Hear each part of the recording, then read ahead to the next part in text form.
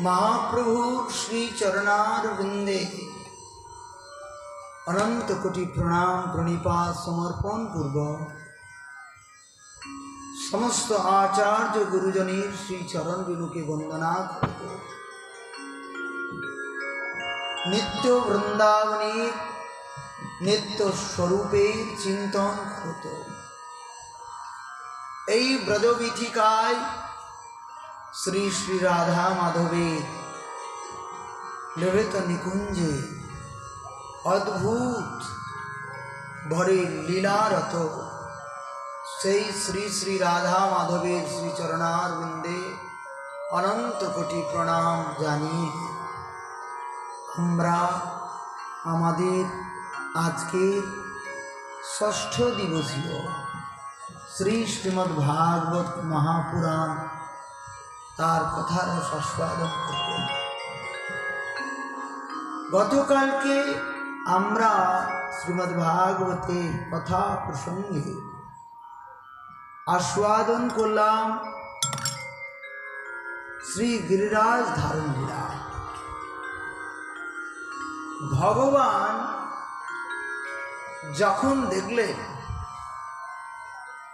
गिरिराज पूजन आम्रा शुनलाम, तो এই गिरिराज पूजन হয়েছে ব্রজবাসীরা প্রসাদ মাত্র সেবন করেছে।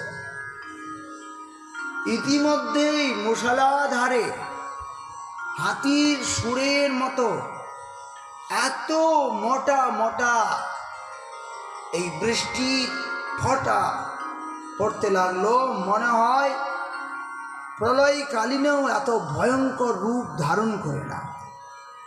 সেই প্রলয়কালীন বেলায় যে সমস্ত মেঘগণ বৃষ্টি করে মুষলধারে, ঠিক তদ্রূপ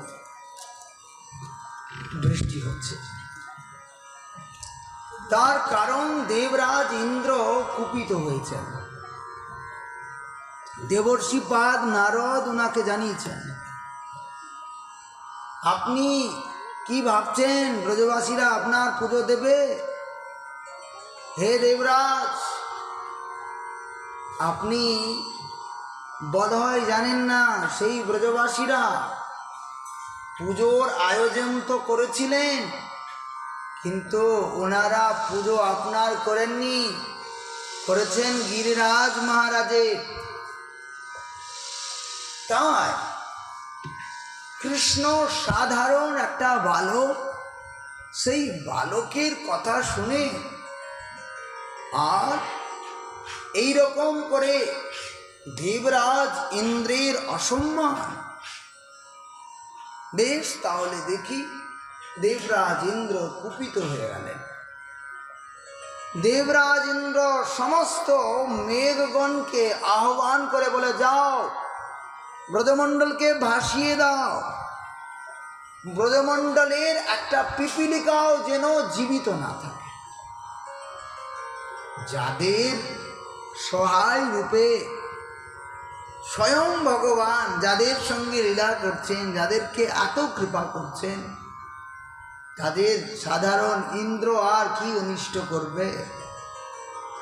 সকলেই কৃষ্ণকে ত্রাহিমাম ত্রাহিমাম করে ডেকেছেন, আহ্বান করেছেন। যেই কৃষ্ণকে আহ্বান করলেন, কৃষ্ণকে আহ্বান করার সাথে সাথেই শ্রীকৃষ্ণ সমস্ত ব্রজবাসীগণকে যেন অভয় প্রদান করতে করতে বলছেন, হে ব্রজবাসীগণ, তোমরা চিন্তা করো না। যে গিরিরাজের পুজো তোমরা করেছ, সেই গিরিরাজ দেবী